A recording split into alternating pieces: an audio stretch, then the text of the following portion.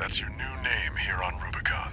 Armored Core 6 is out, and you know what that means. Drop whatever you are doing and go buy it. It doesn't matter if you are a gamer or not, and even if you don't have a PC at all, you still buy it. Because it's from software, and that means it's the hottest shit right now. It will obviously become Game of the Year 23. There is no debate. Sorry, Baldur's Gate, you might be the bad thing that happened to us in the last 15 years or so, but unfortunately From Software released something, and that means everything else is rendered obsolete instantly.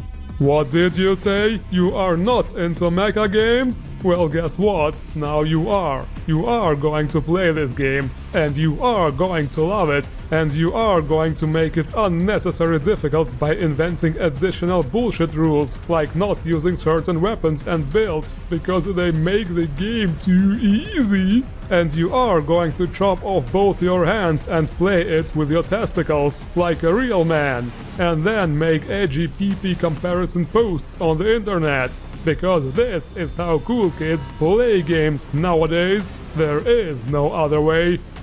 But all that aside, what actually is Armored Core, and is there actually any reason to play it than just to be cool?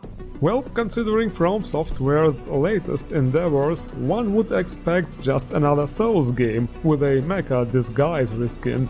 However, actually, this game is more like another Armored Core with slight Souls mechanics shoved into its exhaust. In other words, if you are a hardcore Soulsborne fan and never played an Armored Core before, this game might really be totally not what you expect. I will not even bother trying to explain the story in this one. It's literally the same old cliché, a magical bullshit resource has been found on this planet and everybody wants it scenario. You know, just like adamantium, vibranium, unobtainium, spiced mithril, eternium.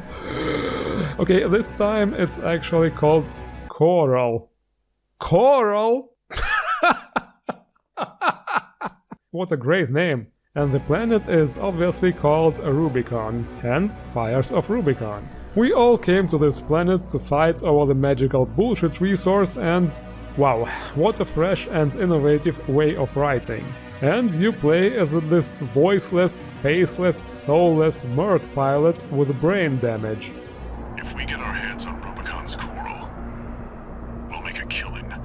Plenty for a merc with a fried brain like you to buy their life back. I don't know why From Software always gives us control over undead, ashen, tarnished, in this game a literal retard. In other words, always creatures with severe disabilities, and then lets us fight literal demigods at some point. Maybe it's a hidden mockery of the players, since they realized that people will buy their games no matter what they do. Oh, however, it's a metaphor for the fact that even the lowest and weakest beings can rise up and get the power to challenge the gods themselves. It depends whether you are a pessimist or an optimist, I guess. As a realist, however, I say the gameplay here is completely different from the typical Soulsborne experience. The controls might be similar, you can lock onto enemies, you can dodge attacks, you can use repair kits instead of healing flasks. However, the movement is way more fast-paced and gives you much more options. Here you are in a mecha with boosters, and the gameplay is completely three-dimensional. Also, while there are close combat weapons, like the energy sword for example, this game concentrates more on different ranged options, like guns and rocket launchers. Of course, it depends on your build later on, but this is what the game starts like. You have two main weapons on your arms and two shoulder weapons. Of course, you are also able to cycle different weapons later on. But look at this, here we have one of the Souls mechanics. There is a poise meter for you and your enemies, and once broken they will get staggered and be in a weakened state and take more damage. The world is also quite different. Yes, it is an open world kinda, but more like just a huge map with invisible but very solid boundaries. You like slow-paced gameplay and exploration? Nothing like that here. Thanks to your boosters you can move three-dimensionally and very fast from objective to objective. Yes, that means there are quest markers and a whole lot of hand-holding. As a matter of fact, there is this dude constantly talking to you and giving you pointers. That does not by any means mean that this is an easy game though. While the normal enemies are ridiculously slow and die in a few hits usually, you still get hit by projectiles every now and then, because it's more or less impossible to dodge everything when you fight several enemies at once. Later you can unlock and equip an energy shield, for example, for such scenarios, to make it even easier. However, the only really difficult part is with the boss fights. It wouldn't be a From Software game if the first boss wasn't a huge difficulty spike. At least this is what I read. True, it is a slight difficulty spike, simply because it's a huge fast-moving, flying enemy with lots of firepower, and your mecha can only stay in the air for a limited amount of time. You can dodge in the air, but that takes away a chunk of your booster meter, so you can stay in the air even less. So the hardest part here was the camera and especially the lock-on function, because it only locks on if you are near, so the lock-on would disengage all the time and you had to spend time to manually look for the boss like an idiot. In addition to that, the most damage you have at this point is the sword, so you have to get close to the boss really fast all the time without being hit by the bazillion projectiles he spams, and at the same time keep shooting him with your regular gun and your shoulder rockets to maximize your damage output. So in other words, multitasking is really required here. Well, this is the tutorial level boss, and since there are checkpoints and everything in this game, so unlike Souls games, dying is really not a problem. But in all honesty, the combat here feels kind of old school, like in games like, well, Armored Core or Zone of the Enders, so more like the good old PS2 times. Oh wait, I am not allowed to say it that way. The combat in this game is extremely next-gen, and something only the PS6 could handle. That's right, this game is so good it's like it's from the future. Sarcasm off. But anyway, the customization is something that is really great in this game, and that is of course important for a mecha game.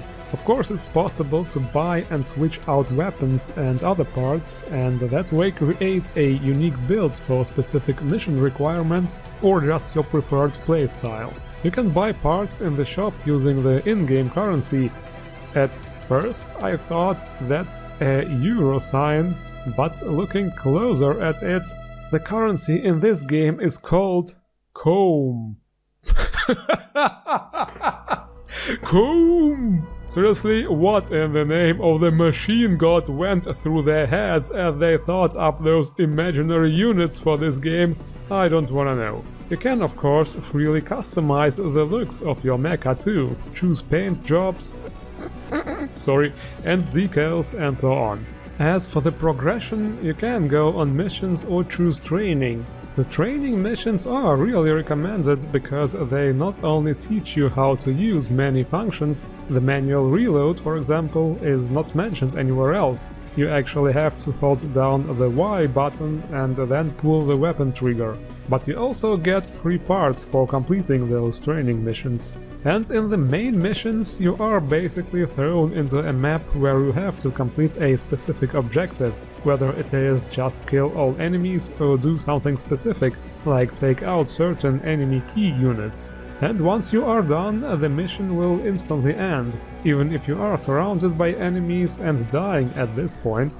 This is also a reason this game really gives off old school vibes. So the verdict is, this game is certainly well made. The combat is fast and responsive, the open maps give a lot of freedom of how to approach your target and use different strategies. The customization gives a lot of possibilities through different builds. The story is very generic and superficial. Without any characters or events, you will have a hard time relating to anything or getting invested in what's going on. One very positive thing I have to mention is the optimization of this game is really good. You will be able to run it smoothly even on a low-end PC.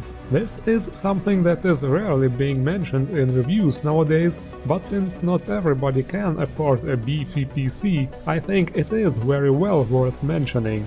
So all in all together, this game earns a score of 6 to 8 out of 10. Really depending on if you are into mechas, or maybe even specifically Armored Core. If that is the case, this game will certainly be an 8 for you, maybe even higher. However, for people who are not into this type of game, especially considering its old-school approach in certain areas, this game will definitely score way lower, and I can imagine some people even giving it a pass. And with that said, thank you all for watching, and see you around.